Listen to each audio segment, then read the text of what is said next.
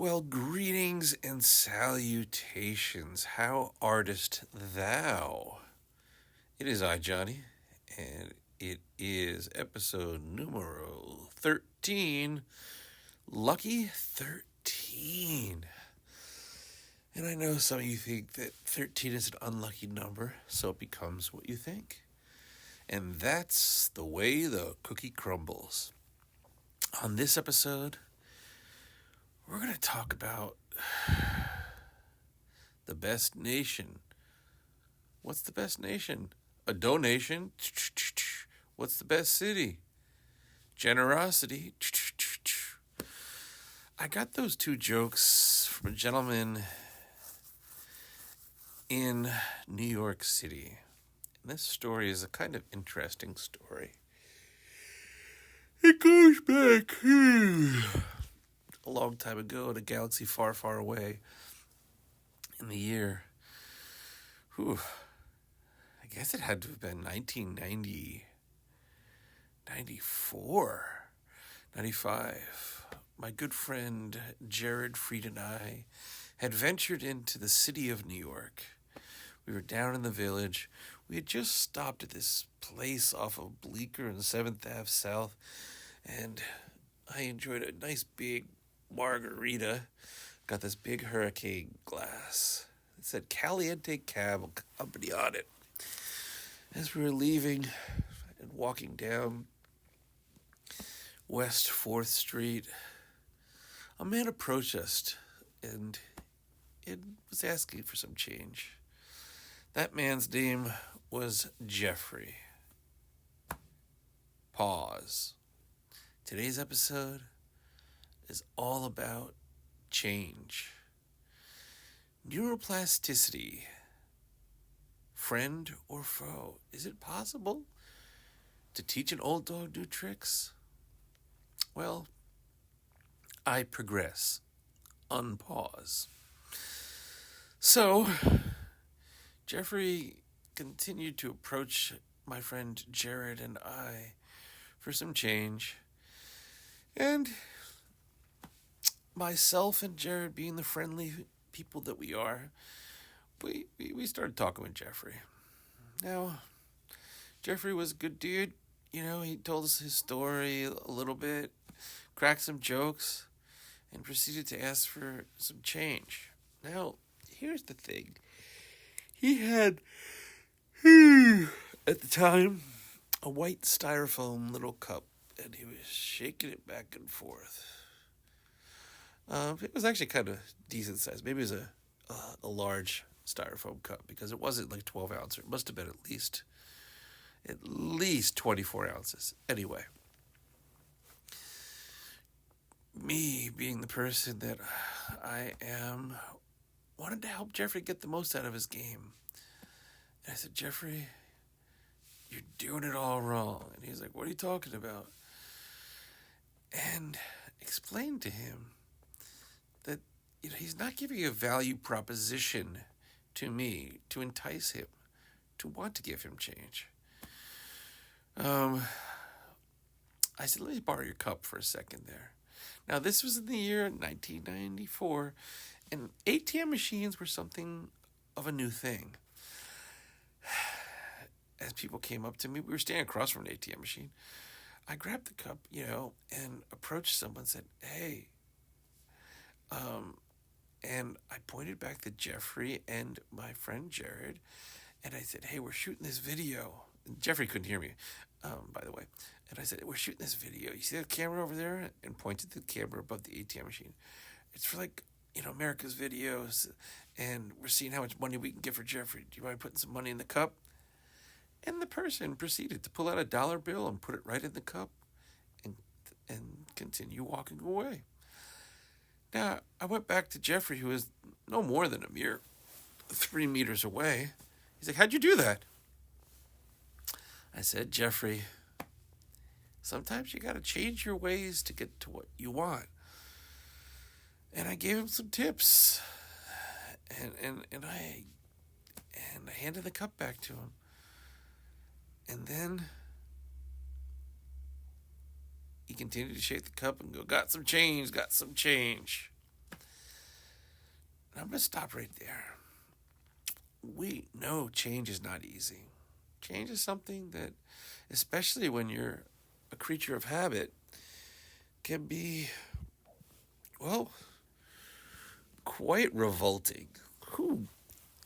Who expects me to change? I'm good the way I am. But do you just want to be good or do you want to be great? I myself, personally, am aspiring for greatness. So change is something I don't necessarily seek out on a daily basis, but I am constantly evaluating myself and my actions and my goal and the results and seeing where the alignment occurs. And if it's not in alignment, well, then I figure some sort of change is necessary. That being said, not everyone's like that. And so when you're trying to change, sometimes people are still holding on to you from how they first knew you and putting all their filters through that. They're not putting their filters through you in the evolved state, which is what I generally put myself through when I am looking to go through a change. And sometimes when I'm going through and I'm trying to go through that change, I got to be critical of myself. And I'll tell myself, where my strengths are, where my opportunities are. And eventually, I try and make those opportunities into strengths because the weakest link is always the one that breaks first. And so if I can turn an opportunity into a strength, well, by gosh darn it, I'm going to do it. And doing this podcast is like that. I am someone that loves to live a life of randomosity, especially since the pandemic, and I left a quote-unquote structured workforce over at the Apple computer.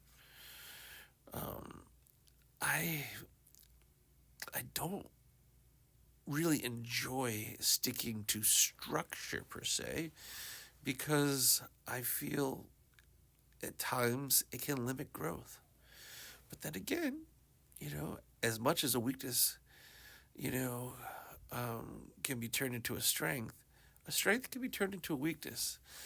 And I think somewhere between there and here, I over-embraced randomosity to the point I randomized myself and made it so hard for myself to get anywhere, get anything done, that I had to evolve again. And so, like the pendulum, it swings left, it swings right. And when it runs out of energy, it'll end up right in the center. Now, my goal is to not run out of energy, but to find a balance with the swing of left to right, where it stays more on center. And so, with this hereby podcast, I have created some sort of structure, some sort of routine. And, well, I'll tell you, it's kind of working. Now, I will say, you probably noticed a lot of yawns on this one. My sleeping pattern is way off, and so I think I'm going to have to make that change too. Of a more structured sleep pattern because, well, I took my siesta yesterday and it ended up a little longer than normal because, well, quite frankly, my body's going through some stuff. So, no big deal. I succumbed to it, disrupted a good friend, which I thoroughly apologize. Nothing but hearts. And made me think, well, what am I going to do? And I went to work after that, and I think I made the mistake of drinking one of those energy drinks a little bit too late in the evening, and, well, when I left the gallery, the office, to come home at like 1:30, 2 o'clock actually, um, I then still kept working when I got home, and I had to connect my drive and transfer stuff because I'm out of space on my iPad, and it's like one of these crucial things. Like, I mean, I got the 1 terabyte model, and it's like I need the 2 terabyte now, but these models, you can't change the memory on them, and so it becomes this cash grab where I'm trying to always offload files to make space, and it doesn't always work. It's really weird. It's like a bug in the system where I'm deleting like 6-7 gigabytes, and the needle doesn't go down. So luckily, when I when I transferred the 25 gigabyte file of me riding a bicycle from here to there, well, by golly, I at least got 25 gigabytes of space. But then I wasn't really tired at that point. Probably because I'm sitting there touching an electronic device at 3 o'clock in the morning. So I decided to knock something else off my list, which was writing a client slash really inspirational person that I say client turned friend, to be honest with you, although things are kind of in a state of disarray right now. But nonetheless, I started writing them a letter, and then that letter took until almost 5 o'clock in the morning because me trying to perfect the words I say, well, I don't want to offend people, but I don't want to not get my message across. And so I became an overthinker in the moment that I should have been to bed hours before. So I realize something's got to give. So I'm only, when I just woke up now, well, I've only been asleep for an hour and a half. So I will go back to sleep after this recording, but I had to get this off and out of my head while it's fresh.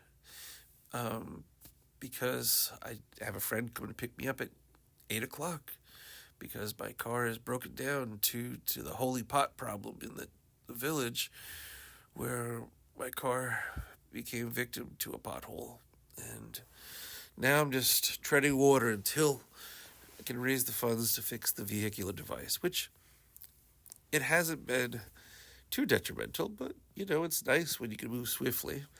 But I feel right now like Han Solo with my spaceship docked in Mos Eisley, and I'm just looking to pay off the bounty on my head.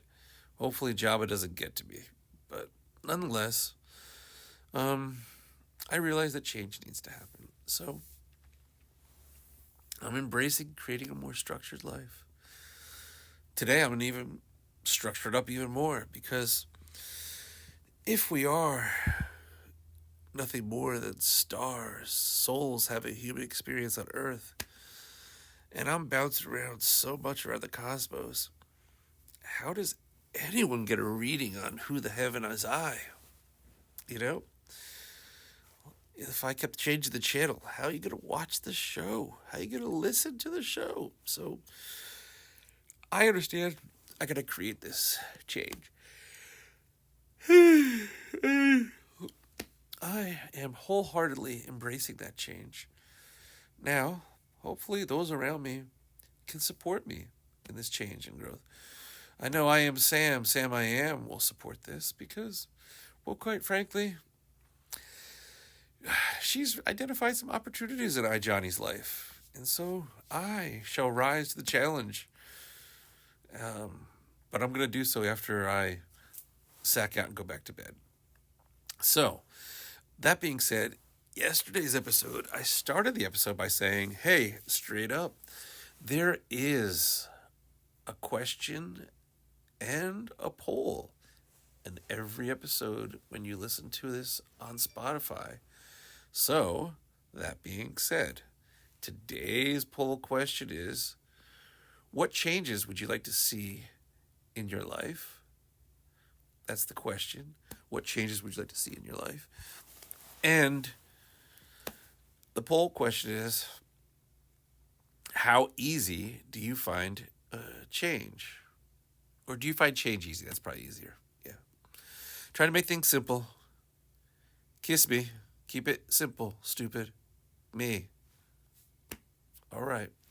This has been the Who the Heaven Is I podcast. And I know this sounds like a strange episode, but I might still be dreaming right now. Or is this all a dream? I mean, merrily, merrily, merrily, down the stream, we all row. But where do we go?